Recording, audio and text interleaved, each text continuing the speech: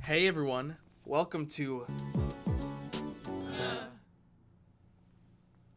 So, for the past few days, and I mean like spending almost entire days trying to figure out how to do this, I have been attempting to reconstruct the proto-language of AutoJune. And by that I mean like the Proto-Cerncahelan language. This has been quite a tough thing to do, and I am only about a little over halfway done with it. Now, I've been thinking about this, I've been reading over the sacred Jedi texts, I've been trying to find ways to make this logical, and there's literally only a one-page section in my AutoJune book, which is arriving soon, that contains the information on the development of the language over time, but I really didn't do much at all with this because my focus was on the current language and I was really busy getting everything else done. So there's literally just like maybe 1 or 2 pages in the book dedicated to what the language looked like, and there's just like a one sentence example going back and back and back each layer of the language back to essentially the western branch of the Cerncahelan language family. And my goal here is to kind of base the end result on the aesthetics of those steps in that example, but to actually have a set of concrete rules that goes along with it to make it, seem as legit as possible. Now, obviously, again, as I have done everything in the AutoJune language backwards, this is a very backwards process. You're supposed to start with the Proto-Language if you care about that, and then move on. And again, it's not necessary to have a Proto-Language, but in a world like mine where every culture is fully developed, it's an entire world with an entire world history and all that. Like, I need to have a Proto-Language. I'm not gonna just scrap AutoJune, obviously, so I'm just gonna go for it, and I'm going to undevelop the language back all the way to its Proto-Cerncahelan form.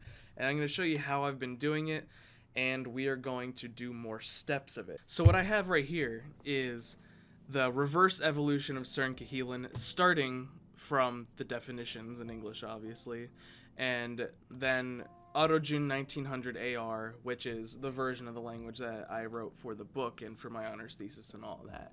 And these aren't every word in the dictionary. These are the root words, all right? Because all the grammatical parts and stuff change drastically, and I do know that these things happen, and I'm gonna establish that later. But right now, I'm just phonologically shift the root words from the current time all the way back as far as possible, as convoluted as a process as it needs to be. So first, I converted the orthography into IPA, and then after that, I began the transitions going through each important linguistic historical era, going back from AutoJune 1900 AR all the way eventually to when I get to it, to Proto-Cerncahelan, which is around 5000 BR. How I do this is, let's take from 1900 to 1600. How am I going to undevelop the language that way? Well, I use the Zompist SCA squared sound change applier as the first thing. Again, you've seen this from my Conlang speedrun video, and most people know about this site or sites like it. But this is the one that I use. It's good for just altering phonologies. Let me know in the comments if there's a better one that exists. Just like Colin Brennan showed me his better lexicon generator. I'm sure there's something more efficient and more intricate than this that exists somewhere, and I just have been too dumb to find it. So I take these sounds, I have each era on this document right here, AutoJune to early modern AutoJune, and then I have all the categories here, the vowels, the consonants, the plosives, the fricatives, the nasals, the the d, the mya, the qa. I didn't end up using most of those categories, but they existed on there just in case. And then we have the first layer of sound changes that I had. The sound change applier does a pretty good job of resembling the classic phonological rule equations. So this is just a bunch of those equations, except I have to think of it backwards, like, oh, how do I make this efficient combination of sounds less efficient? Something that would be gotten rid of over time. So here we have this first list, the combinations that eventually led to the changes from this column D to this column E here.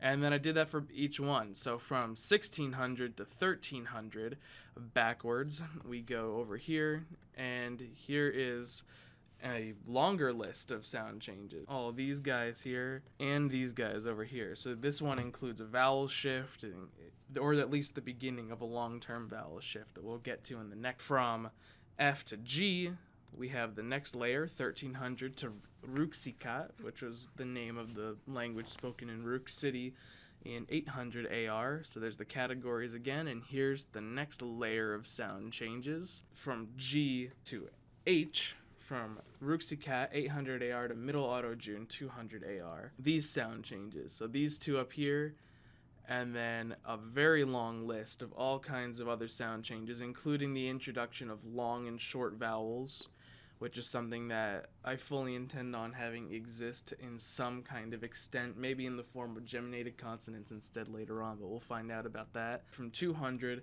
to 1 AR, we have to go with this next wave of sound changes, which isn't that big, but they affect a large group of sounds, including the introduction of nah. It's a requirement, I'm sorry. Also, it fits thematically with what I'm trying to do. Early Old Auto-June to Classic Old Auto-June. These rules from J to K, from Old Auto-June to Ancient Auto-June. This quite long list of rules. That takes us to where we are now. Recognize that this is 1,500 years, where the average distance of years that have been going on have been maybe like between 300 and 600. So I need to make this big.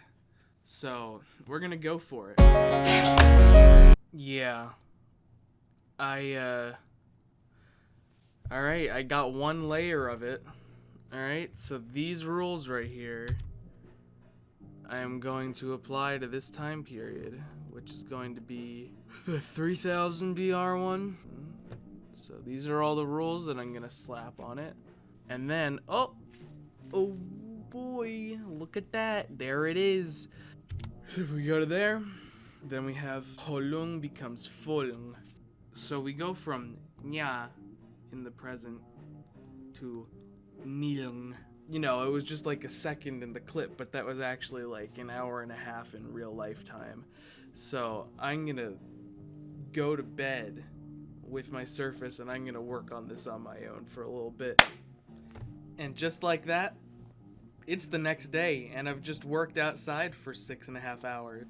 Alright, yeah, so I spent probably another hour and a half or so into the night when I was in bed and this morning before I went to work, finishing this step, and I've gotten to the layer that includes the Western Cern Cahelan level. The only issue, and part of the reason that it took me so long to get that section done, is because I've been noticing more and more glitches in the way the sound change applier works. The more complicated the operations that you try to do on them, the more often things will go wrong. A lot of times you're gonna try your best that you don't include any of the category names in the first two sets of brackets. Like, only include the categories of consonants or vowels or endings and such in this third final column that shows like the situation in which the changes instantiate.